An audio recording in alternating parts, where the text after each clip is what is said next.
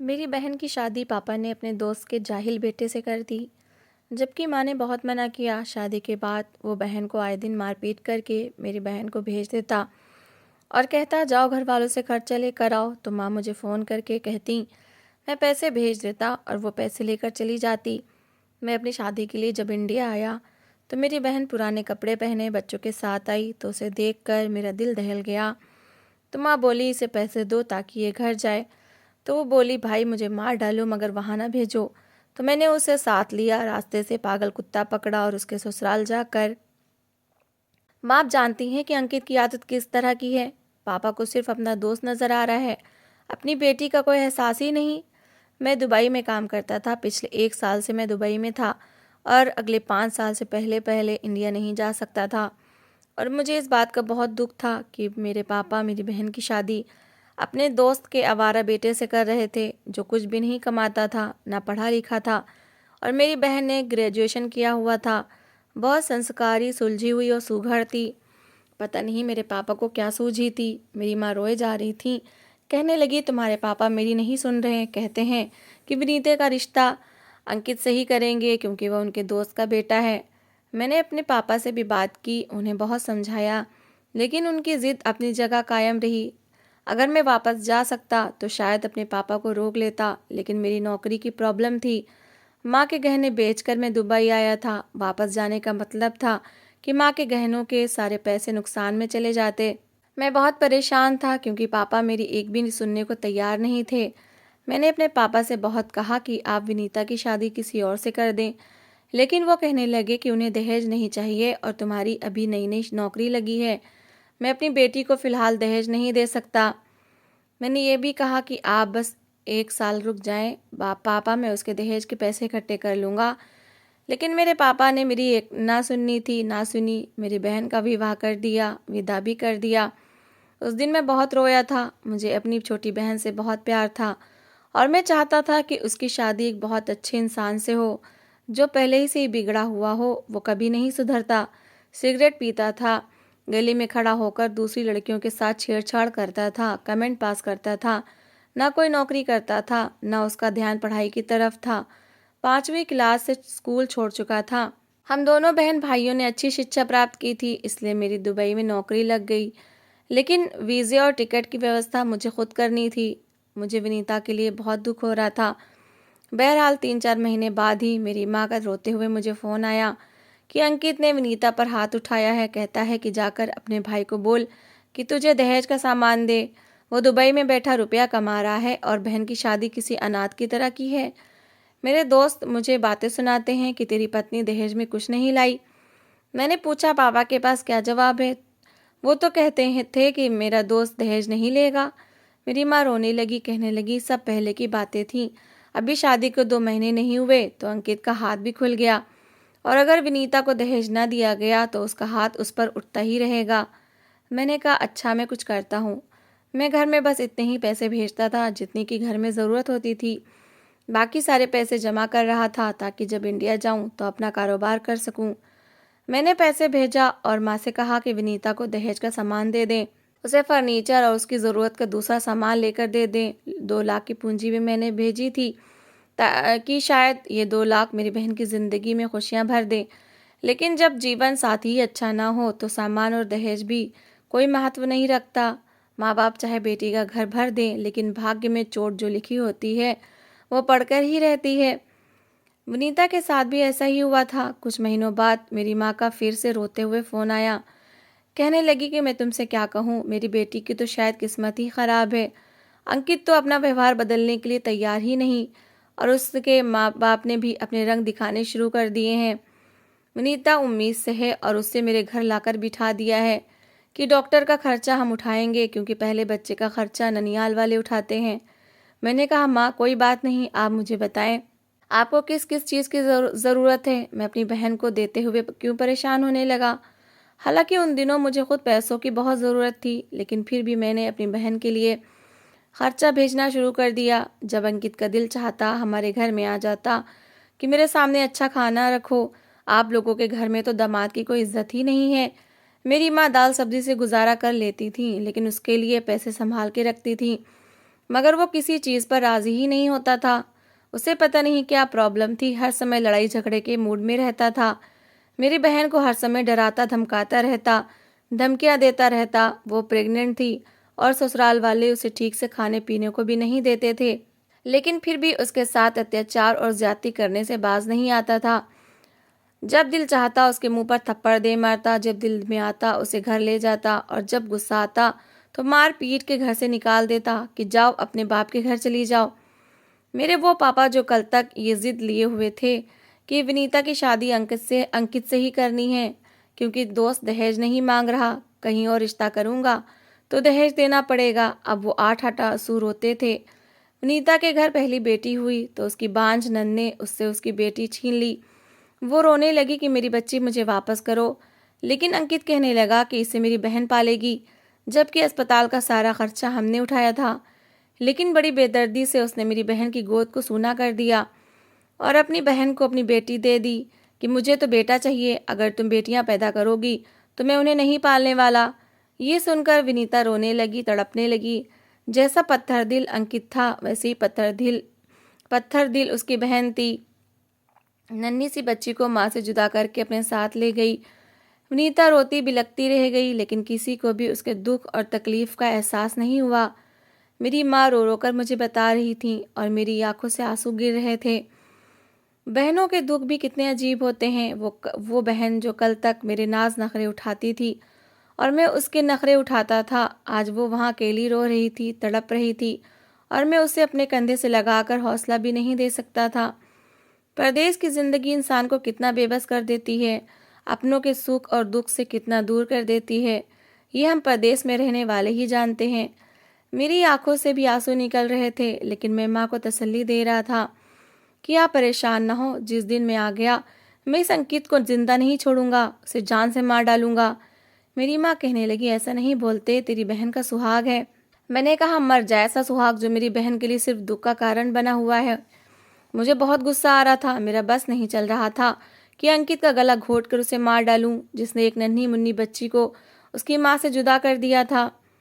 मैं जानता था कि अंकित की बहन कभी भी मेरी बहन की बेटी को माँ जैसी ममता नहीं देगी, माँ जैसी तड़प उसके दिल में कभी नहीं उठेगी। मेरी नौकरी की परेशानी थी, वरना शायद मैं इंडिया चला जाता। समय ऐसे ही बीतने लगा। नीता की तरफ से कभी भी मुझे खुशी और अच्छी खबर नहीं मिली थी। जब भी माँ फ़ोन करती तो रोने लगती, कहने लगती कि विनीता को देखोगे तो पहचानोगे नहीं, आंखों के नीचे गहरे निशान पड़ गए हैं, रंगत पीली पड़ चुकी है। भगवान ने उसको 2 बेटे दिए थे, अगर बेटी होती तो शायद अंकित उनको भी किसी को दे देता या फिर सचमुच कहीं फेंक देता। बड़ा पत्थर दिल इंसान था। 5 साल पूरे होने वाले थे। मैं इतने पैसे तो जमा कर चुका था कि वापस आकर अपना बिजनेस शुरू कर लेता। मेरी माँ को मेरे आने का बहुत इंतज़ार था। कह रही थी, जैसे ही तुम आओगे मैं तुम्हारी शादी कर दूंगी। मैंने बहुत सी लड़कियां देख रखी हैं, पर पता नहीं क्यों मेरा दिल बहुत घबरा रहा था। दिल में अजीब सा डर था। अपनी प्यारी सी गुड़िया जैसी बहन को जब बुरे हाल में देखूंगा तो कहीं मेरा दिल फट न जाए। मुझे अपनी बहन विनीता से बहुत प्यार था। वो थी ही इतनी प्यारी, इतनी मासूम। मुझे अपने पापा पर रह रहकर गुस्सा आता था। क्यों उन्होंने दहेज का नाम लेकर एक घटिया इंसान के हवाले मेरी फूल जैसी बहन को कर दिया, जिसने उसे दुखी दिए थे। दहेज तो फिर भी देना ही पड़ा। न विनीता के सास ससुर का व्यवहार अच्छा था, न ही अंकित का।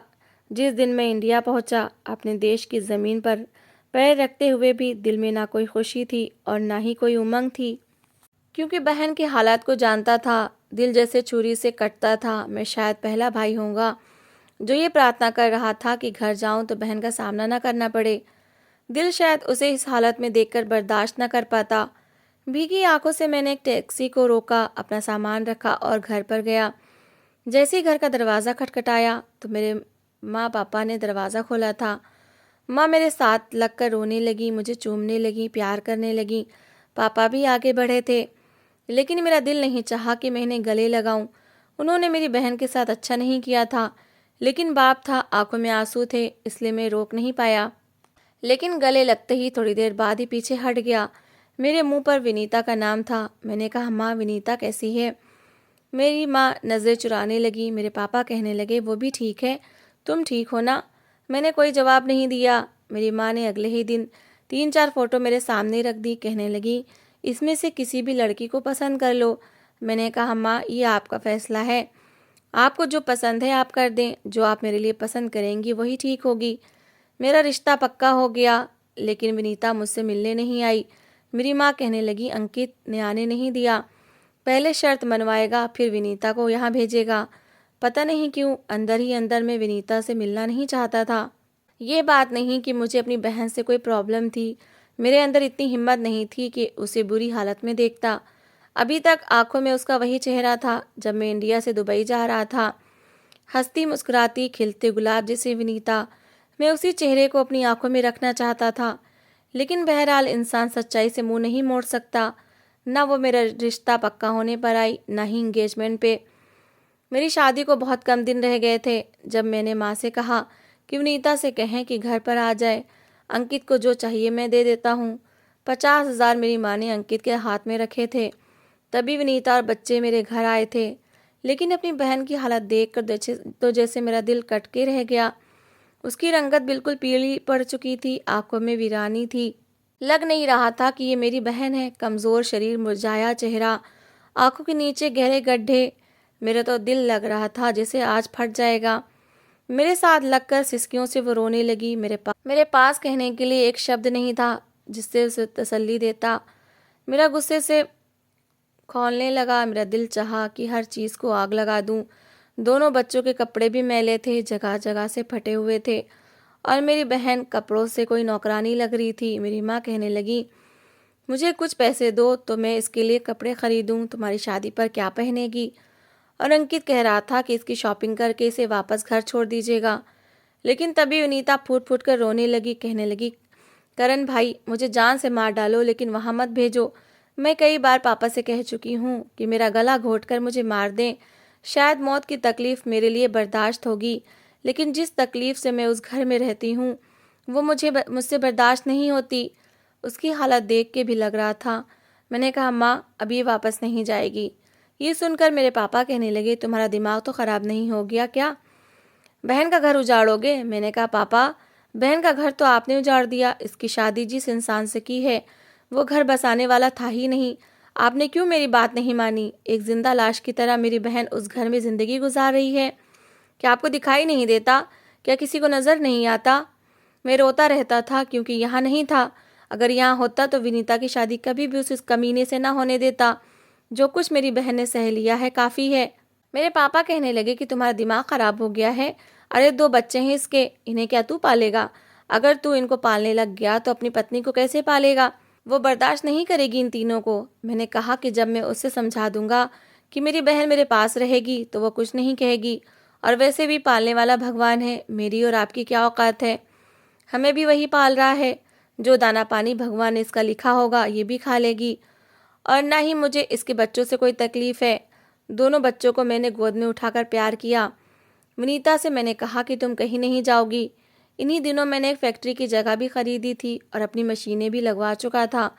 मैं दिन के समय काम पर चला गया, लेकिन जब घर वापस आया तो हैरान रह गया क्योंकि पीछे से अंकित आया था और विनीता और बच्चों को मार कर गया था, तलाक की धमकी देकर गया था।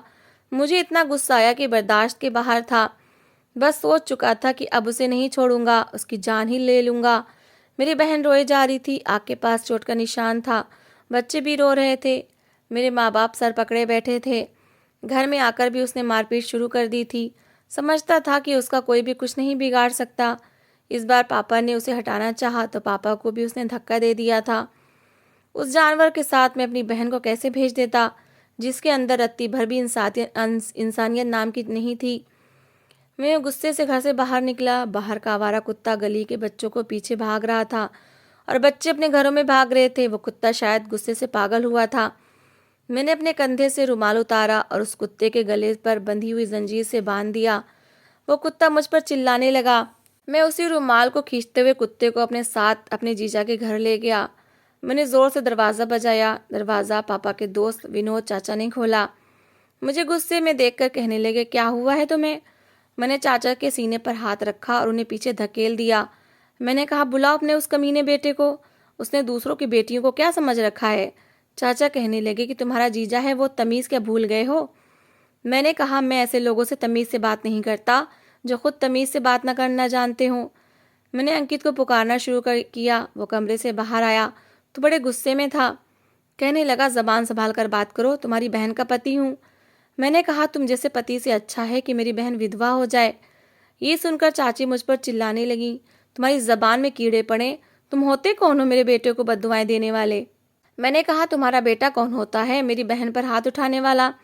तब तुम्हें कोई तकलीफ नहीं होती जब वो मेरी बहन पर को मारता है, गालियां बकता है। अपने बेटे पर बात आई तो तुम्हें तकलीफ हो रही है। अंकित ने मेरा कॉलर पकड़ लिया और मुझे मारने लगा। तभी मैंने हाथ में पकड़ा रुमाल खींचा और कुत्ता घर के अंदर आ गया। उस कुत्ते ने आते ही अंकित की टांग पकड़ ली। अंकित चिल्लाने लगा। वो कुत्ता उसकी बोटी नोच चुका था। चाची चाचा सब चीखने चिल्लाने लगे और मैं उस कुत्ते को वहीं छाड़ कर घर का दरवाज़ा बंद करके वहां से घर वापस आ गया।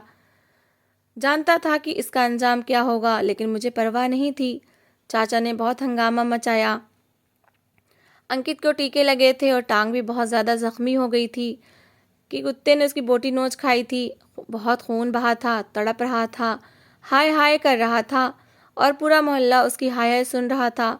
सब लोग ही मेरी इस हिम्मत पर हैरान थे, क्योंकि औरतों के जुल्म और सितम की चीखों पुकार सुनकर हर कोई कान लपेट लेता है। यही समझता है कि औरत की किस्मत में लिखा जा चुका है, और भाई भी ये समझकर अपनी बहनों को उनके हाल पर छोड़ देते हैं।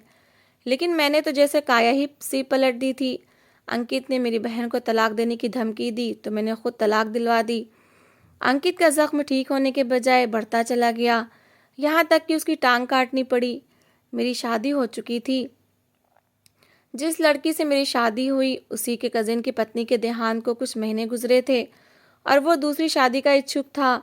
जब उसने वनीता को देखा तो उसका रिश्ता मांग लिया। वो एक अच्छा आदमी था। वनीता की शादी अभिषेक से हो गई।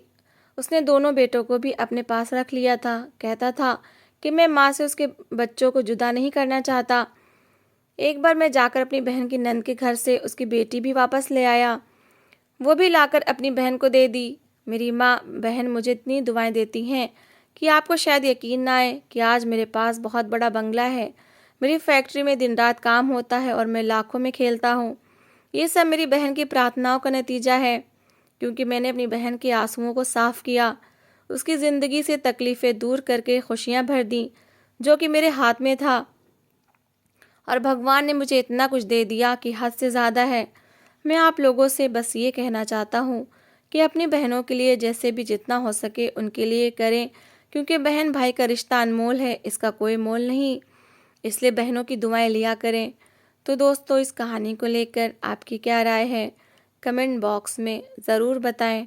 और अगर आपको हमारी आज की कहानी अच्छी लगी हो तो प्लीज़ इसे लाइक ज़रूर करें। अगर आपने अभी तक हमारे चैनल को सब्सक्राइब नहीं किया तो ज़रूर कर लीजिए। तो मिलते हैं ऐसी एक और मोटिवेशनल कहानी के साथ। Thanks for watching.